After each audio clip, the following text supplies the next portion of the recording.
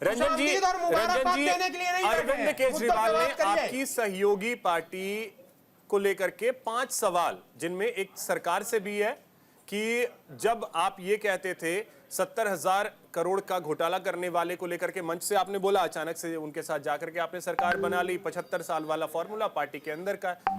इस पर आपकी क्या प्रतिक्रिया है? देखिए, केजरीवाल जी के लिए एक मुझे शायरी याद आता है, उसी से मैं शुरू भी करूंगा। कोई खुशियों की चाह में रोया, कोई दुखों के पनाह में रोया। अजीब सिलसिला है ये अरविंद केजरीवाल जी के राजनीति के।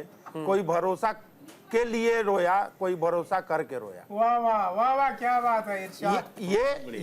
ये जो शायरी है, ये मुझे लगता है अरविंद केजरीवाल जी पर 100 आने सच साबित होता है।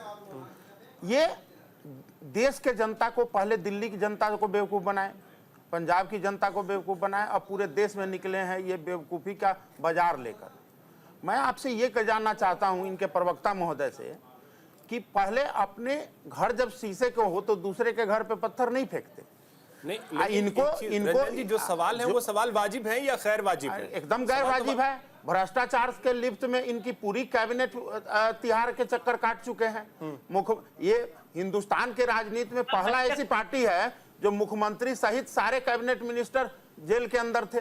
वहां से लोग मीम बनने लगे कि लोग कहने लगे कि ये कैबिनेट जो है जेल में चलती है। पवन जी, आज बीच में बोलने से आज नहीं आएगा, क्लियर नहीं आएगा। आज रिप्लाई कर लीजिएगा, मैं आ रहा हूं। आज जिस तरीके का ये पार्टी के अंदर इन्होंने सिर्फ और सिर्फ पहले अपने लोगों के साथ छलावा किया, इनकी पृष्ठभूमि देखिए, अब जनता के साथ छलावा कर रहे हैं। अब ये छलावा की दुकान आरएसएस तक लेकर चले गए और चाहते हैं कि जब अपना घर दुखी हो तो किसी और के घर में ऐसी आग लगा दिया जाए कि वो दुखी हो जाए।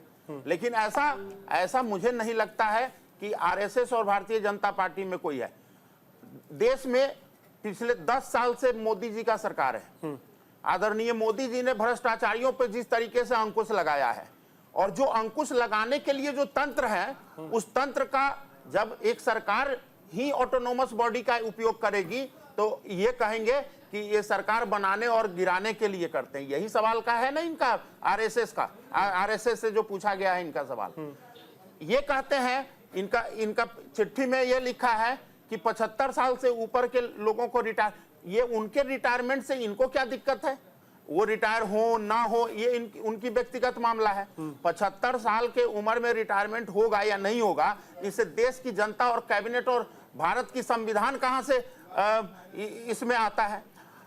और इनके सवाल जरा सोचिए, ये कहते हैं कि भ्रष्टाचारी को ये अपने पार्टी में शामिल करा देते हैं। ये तो ईमानदार ईमानदार व्यक्तियों को पार्टी में ज्वाइन कराते हैं और भ्रष्टाचार बना के निकालते हैं। तो भ्रष्टाचारी कौन है? भ्रष्टाचार का दुकान किसने लगा रखा है? ये तो केजरीवाल जी से पूछने का विषय है। तीसरी चीज, मैं एक चीज और बताना चाहता हूं अभिषेक भाई, आज इनके पास मुद्दा सिर्फ एक है कि कैसे केजरीवाल जी से भ्रष्टाचार का आरोप को खत्म किया जाए। मतलब उनके आरोप, ये मतलब उनकी भाषा है कि आरोप को कैसे खत्म किया जाए। वो तो कोर्ट डिसाइड करेगा। वो कोर्ट डिसाइड करेगा। कोर्ट डिसाइड कर लेगा। मगर संविधान सबके लिए बराबर होता है सर। बिल्कुल, संविधान सबके लिए बराबर है और वही उसी संविधान से चीजें चलेंगी।